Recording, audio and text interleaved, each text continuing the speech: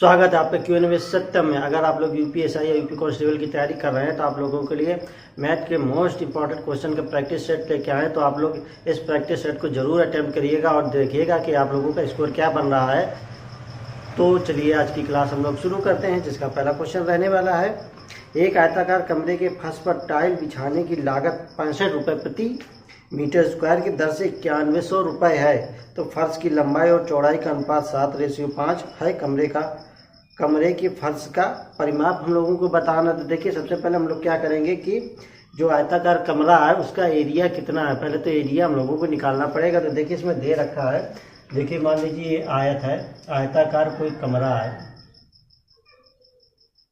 आयताकार कमरे का मतलब है कि जिसके आमने सामने की भुजाएं बराबर होंगी, यानी कि ये ए है तो ये है तो ये भी, मतलब कि आमने सामने की भुजाएं बराबर होंगी।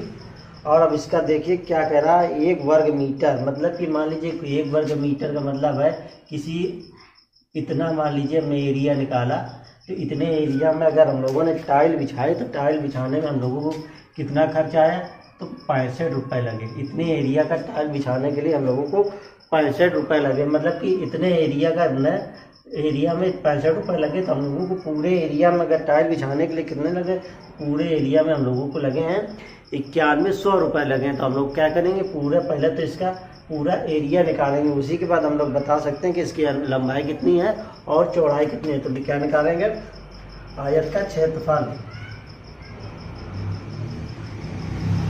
आयत का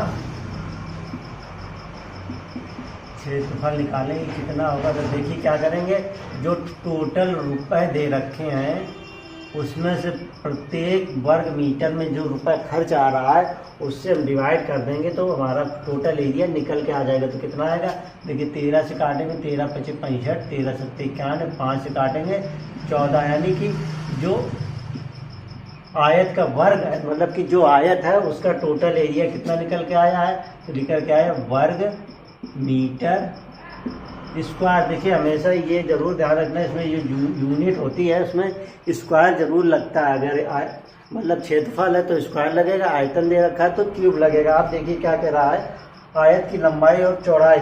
तो देखिए आयत का क्षेत्रफल क्या होता है, L × B। तो क्या दे रखा है, लंबाई दे रखी है 5x मान लेंगे, और उसकी चौड़ाई क्या दे रखी है 7, लंबाई दे रखी 7x और चौड़ाई दे रखी है 5x दे रखी है।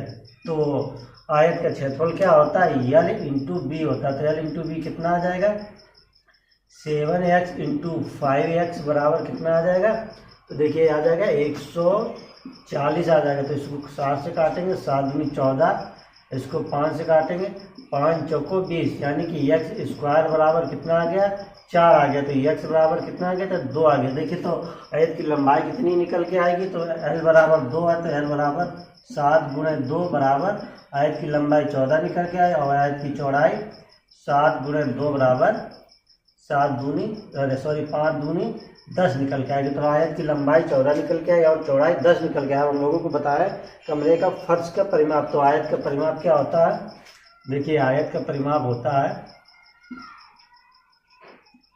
आयत का परिमाप होता है 2L + B, यानी कि 2 गुणा में लंबाई प्लस चौड़ाई। परिमाप का मतलब होता है ये बाहर का एरिया, मतलब कि ये चारों तरफ का एरिया ये हो जाएगा, इसका परिमाप होगा, ये सारा इसका परिमाप होगा।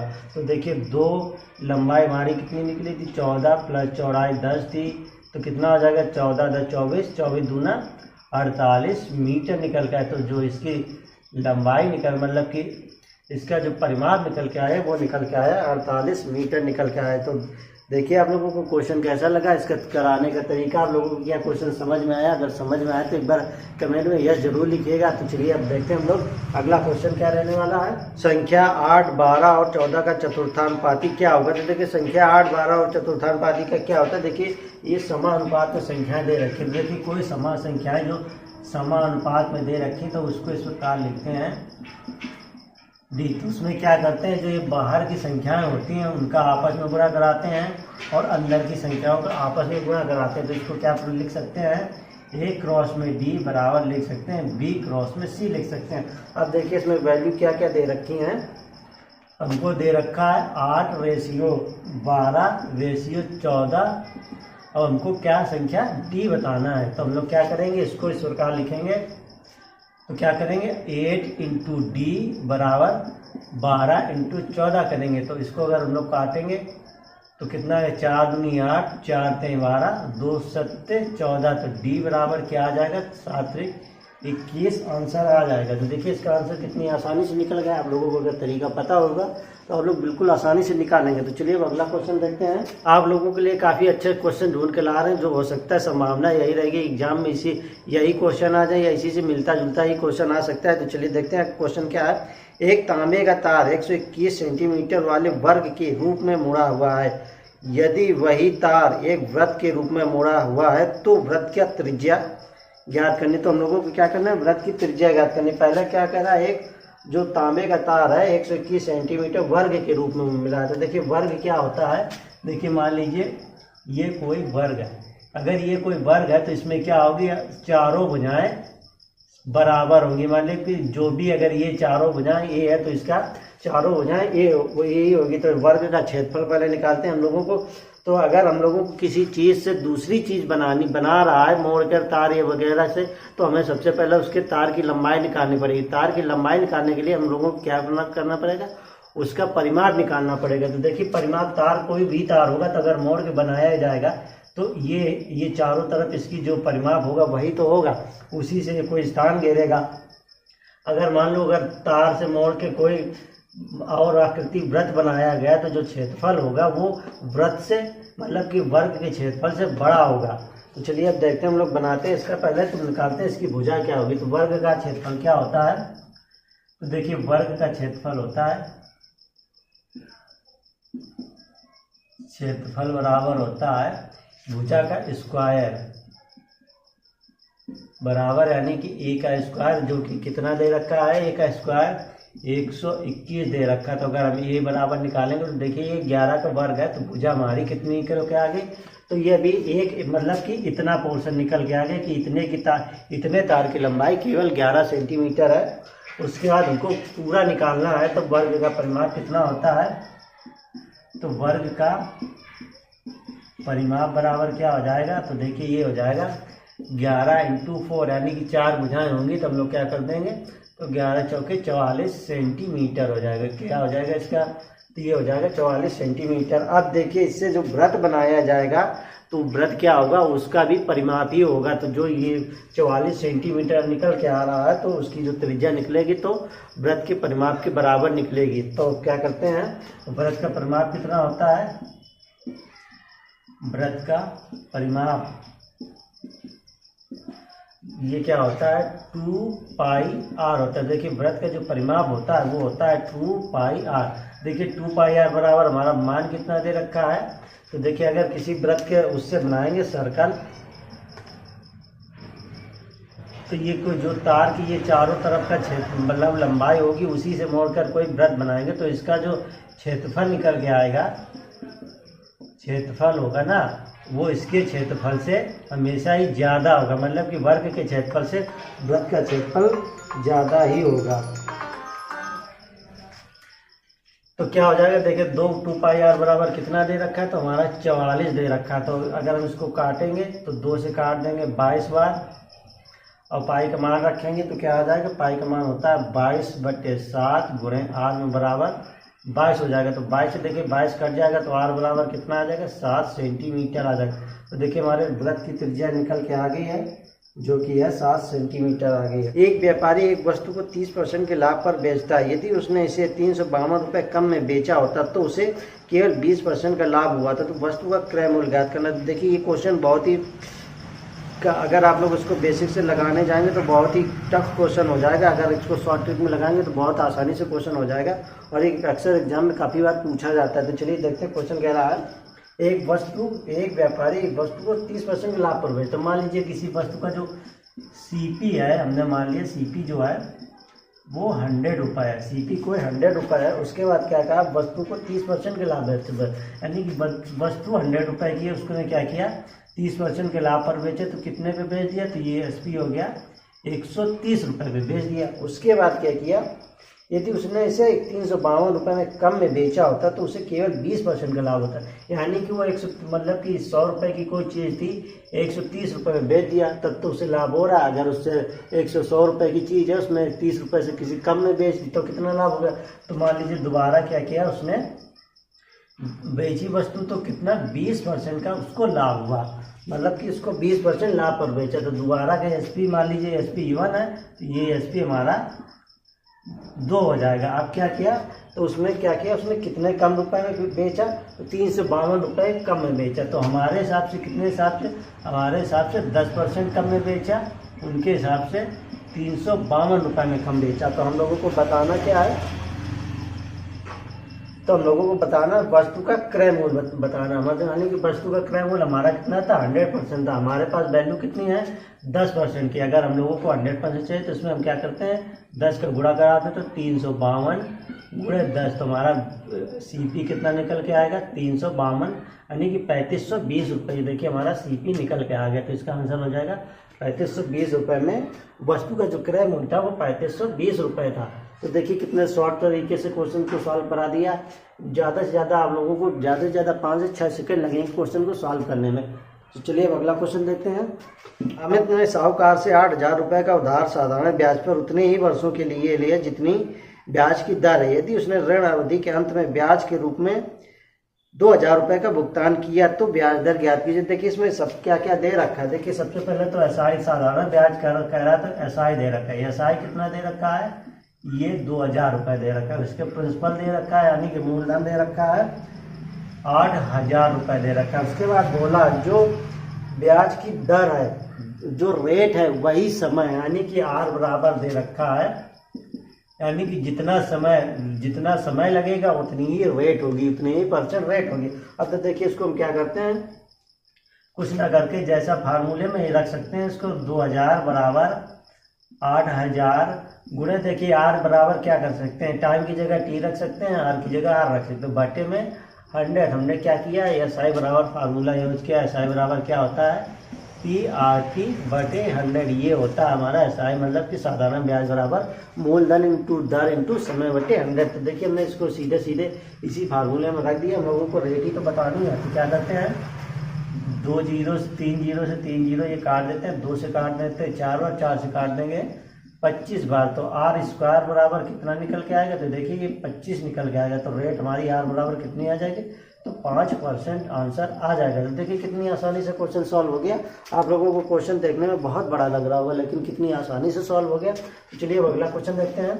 यदि ए का मासिक वेतन बी के वेतन से 20% अधिक है, बी का वेतन सी के वेतन का 30% है, यदि उनका कुल मासिक वेतन 74,700 रुपये तब सी का वेतन क्या है। देखिए इस प्रकार के जब भी क्वेश्चन आया करें तो इनमें सबसे पहले क्या कीजिए आपको लास्ट वाली लाइन पढ़ना है। जैसे कि इसमें दे रखा है बी का वेतन सी के वेतन से 30%, यानी कि शुरू से लास्ट से शुरू में जाना, उल्टा चलना है तभी क्वेश्चन आसानी से होगा। तो कह रहा है बी का वेतन है सी के वेतन का 30% है, मतलब कि बी का जो वेतन है वो सी के वेतन का 30% है। मान लीजिए तो सी का वेतन अगर हमने 100 माना तो बी का वेतन 30% यानी कि केवल 30% होगा। अब उसके बाद क्या बोला है यदि ए का मासिक वेतन बी के वेतन से 20% अधिक हो, यानी कि इसके वेतन से जो ए का मासिक वेतन है 20% अधिक होगा। तो 20% अधिक मतलब कि 30 का 120 बटे 100 हो जाएगा। तो 0 से 0 0 से 0 बारते हैं 36। तो देखिए ए का जो वेतन आ गया वो 36 आ गया। हम लोगों ने ऐसा क्यों किया, अगर हम लोग आगे से शुरू करते तो हम लोगों को 2 रेशियो मिलते हैं, अलग अलग रेशियो बनाने पड़ते। बस हम लोगों ने पीछे से सॉल्व किया तो हम लोगों को एक ही रेशियो में निकल के आगे। तो हमेशा याद रखना जब भी इस टाइप का क्वेश्चन हो तो हमेशा पीछे वाली लाइन से सॉल्व करके आएंगे। तब इसको क्या करते हैं सिंपल रेशियो में बना लेते हैं। तो क्या करते हैं इसको 2 से काट देते हैं तो ये आ जाएगा 18, ये आ जाएगा 15 और ये आ जाएगा 50। अब देखिए किसी से कटेगा नहीं। अब क्या कह रहा है जोड़ते हैं तो कितना हो जाएगा 5 5 13 5 5 13 5 1 6 1 7 1 8 83 बराबर कितना दे रखा है हमारा 74,700 74,700 रुपये दे रखा है। हम लोगों को सी का वेतन बताना है। सी का वेतन कितना 100 तो 74,700 डिवाइड बाई 83 गुणे 100। तो देखिए सी का वेतन यहाँ पर 100 नहीं आएगा, 100 नहीं, ये देखिए रेशियो हमारा ये बना था तो आएगा यहाँ पर सी का वेतन 50 आएगा। तो यहाँ पर हम लोग 50 करेंगे। अब देखिए इसको डिवाइड करते हैं, देखिए कितनी बार चला जाएगा, 8 9 72, यानी कि 9 बार चला जाएगा, अप्रोक्स में 9 बार चला जाएगा। देखिए काटते हैं, 9 83 से काटते हैं तो देखिए 9 3 27 के साथ और करिए गया 2 8 9 72 और 2 74, यानी कि पूरा पूरा ये 9 बार में कट जाएगा। तो देखिए क्या हो जाएगा, 900 गुणे 50। तो इसको अगर कराएंगे 1 0 2 0 3 0 9 45, तो जो देखिए सी का जो वेतन होगा वो आ जाएगा 45,000 रुपये। तो देखिए क्वेश्चन को कितनी आसानी से कर दिया, एक ही रेशियो में पूरा बना दिया, सॉल्व कर दिया। तो चलिए अब अगला क्वेश्चन देखते हैं। एक चोर को एक पुलिसकर्मी ने 400 मीटर की दूरी से देखा। पुलिसकर्मी पीछा करने लगा तो चोर भी भागने लगा। यदि चोर की गति 32 किलोमीटर प्रति घंटा और पुलिस की गति 40 किलोमीटर प्रति घंटा, तो फिर चोर पकड़े जाने से पहले कितनी दूर तक दौड़ा होगा। तो देखिए यहाँ पर पुलिस, मान लीजिए यहाँ पर पुलिस है, यहाँ पर चोर है, और इनके बीच की दूरी कितनी है, इनके बीच की दूरी है 400 मीटर है। तो क्या करना है, पुलिस जो है इस चोर को पकड़ने के लिए केवल इतनी ही दूरी तय करेगी। तो देखिए दोनों क्या कर रहे हैं, एक ही दिशा में भाग रहे हैं, यानी कि दोनों इस तरह भाग रहे हैं। जब दोनों एक ही दिशा में भागते हैं तो जो गति हो जाएगी, जब एक ही दिशा में कोई चीजें जा रही हैं तो गति क्या होती है, आपस में घट जाती है। जो चालें आपस में घट जाती है तो देखिए स्पीड बराबर क्या होता है, डिस्टेंस अपान में टाइम होता है। तो देखिए स्पीड कितनी दे रखी है हमारे पास, पुलिस की कितनी है, तो देखिए पुलिस की जो गति है वो है 40 किलोमीटर पर आवर और इसकी है 32 किलोमीटर पर आवर। तब ये देखिए सापेक्ष जा रहे हैं तो हम लोगों को क्या निकालना है, देखिए टाइम निकलेगा। टाइम बराबर क्या होगा, डिस्टेंस अपान में स्पीड हो जाएगा। तो देखिए डिस्टेंस कितनी दे रखी है, तो देखिए डिस्टेंस जो दे रखी है हमारे पास है 400। इसके बाद समय स्पीड कितनी दे रखी है, तो 40 माइनस 32 करेंगे तो कितना आ जाएगा, 400/8, यानी कि 8 5 40, यानी कि 50 निकल के आ गया। तो 8 से काटेंगे 50 आ गया। तो देखिए हम लोगों को क्या बताना है, चोर ने कितनी दूरी तय की। तो देखिए चोर के द्वारा तय की गई दूरी क्या हो जाएगी, चोर द्वारा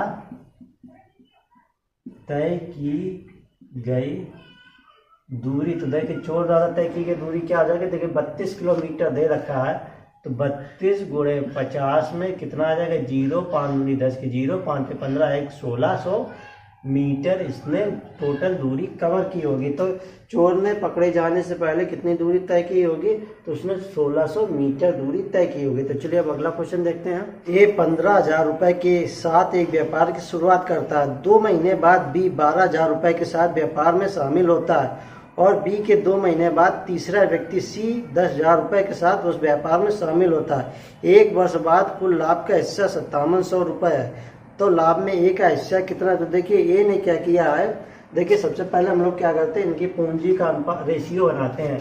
तो कोई देखिए 3 व्यक्ति हैं, ए बी और सी।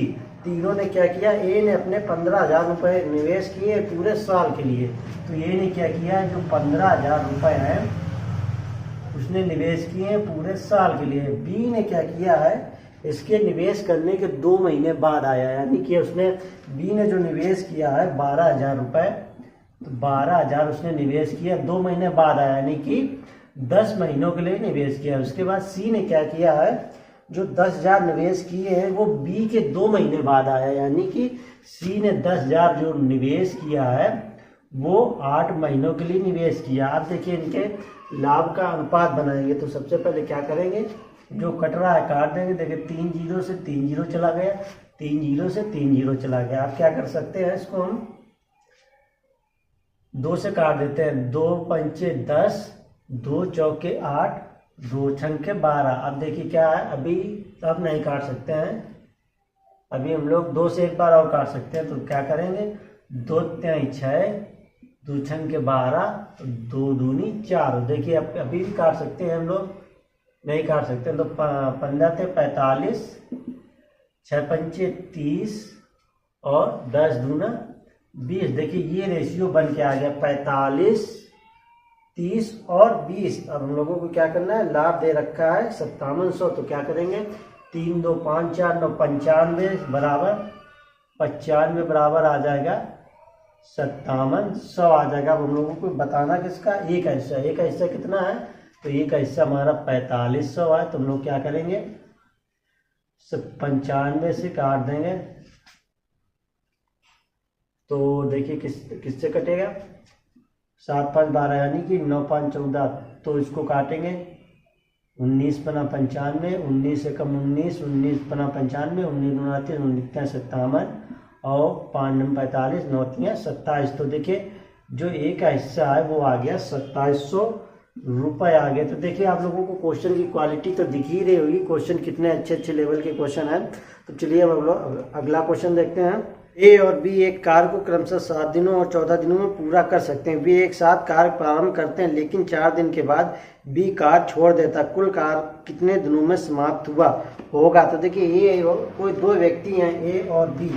देखिए ए जो है वो कार्य करता है 7 दिनों में, बी जो करता है वो करता है 14 दिनों में। तो देखिए टोटल क्या हो जाएगा, टोटल जो कार्य हो जाएगा इन दोनों का एलसीएम हो जाएगा। तो 7 और 14 का एलसीएम कितना हो जाएगा, 14 हो जाएगा। तो देखिए 7 से 14 में भाग करेंगे तो क्षमता इसकी 2 हो जाएगी और इसकी क्षमता 1 हो जाएगी। अब क्या किया, वे एक साथ कार्य प्रारंभ करते हैं लेकिन 4 दिन तक, यानी कि इन दोनों ने जो है 4 दिन तक कार्य साथ में किया। तो ए प्लस बी की क्षमता कितनी है, ए प्लस बी ने 4 दिन तक कार्य साथ किया। तो 2 1 3, तो 3 क्षमता से अगर 4 दिन काम करेंगे तो कितना आ जाएगा काम, तो इन्होंने 12 काम कर दिया। तुम्हारे पास 14 काम था, 14 में 12 काम घटा दिए तो हमारे पास 2 काम बचा। उसके बाद बी चला गया, बी के जाने के बाद बचा कार्य ए ने किया। ए की क्षमता 2 है, 2 से कार्य करेगा तो कितने दिन में कर देगा, 1 दिन में। पूछ रहा उससे कुल कितना समय लगा। तो देखिए दोनों का पूछ रहा, तो 4 दिन तो पहले था प्लस में 1 दिन ये हो गया, तो टोटल उनको 5 दिन लगे। तो आप लोग इतना ध्यान रखिएगा कि क्वेश्चन में पूछता क्या, कभी कभी आप लोग क्या करेंगे, काव पहला वाला लगा दें या काव एक ही लगा दें, काव 4 ही लगा दें। कभी टोटल पूछता है, कभी सिंगल ही पूछ देता है। तो चलिए अब अगला क्वेश्चन देखते हैं हम लोग। चक्रवृद्धि ब्याज पर एक राशि 4 वर्षों में मूल राशि से 3 गुना हो जाती है। कितने वर्षों में यह राशि अपनी मूल राशि का 81 गुना हो जाएगी। तो देखिए मूल राशि का क्या कह रहा है, 3 गुना हो जाती है, मूल राशि से 3 गुना हो जाती है। तो हम लोगों को क्या बताना, तो मान लीजिए कोई मूल राशि है पी, मान लीजिए अगर 1 है तो ये कितना हो जाएगा, तो ये हो जाएगा 3 गुना हो जाएगा। समय कितना है, समय दे रखा है 4 दे रखा। देखिए हम लोगों को उसमें रेट तो दे नहीं रखी, रेट फिक्स है तो रेट हम लोग हटा देते हैं। हम लोग क्या करते हैं, कोई राशि है 3 गुना हो जाती है 1 वर्ष में, ठीक है। हम लोगों को क्या करना है, मतलब कोई मूलधन है जो वो समय है 4 वर्ष में इतनी हो रही, 3 गुना हो रही है। अब उसको क्या करना है, हम लोगों को 81 गुना करना है। तो हम लोग क्या करते हैं, अगर 3 की पावर कितनी कर दें, तो अगर हम लोग 3 की पावर 4 कर दें तो यहाँ पर समय में भी 4 को गुणा कराएंगे तो क्या हो जाएगा, तो ये हो जाएगा 81 बराबर हो जाएगा रेट की पावर जो भी हो गया 16 हो जाएगा। यानी कि 16 वर्ष में है कोई धनराशि अपने के 81 गुना हो जाएगी। तो इसका कितना आ जाएगा टाइम, तो 16 वर्ष आ जाएगा। तो देखिए इसका आंसर आ जाएगा 16 वर्ष। तो आप लोगों को अगर क्वेश्चन अच्छे लग रहे हो तो वीडियो को एक बार जरूर लाइक कीजिएगा, और अगर आप लोग कोई क्वेश्चन पूछना चाहते हैं तो आप लोग कमेंट बॉक्स में पूछ सकते हैं। वीडियो देखने के लिए आप सभी का धन्यवाद।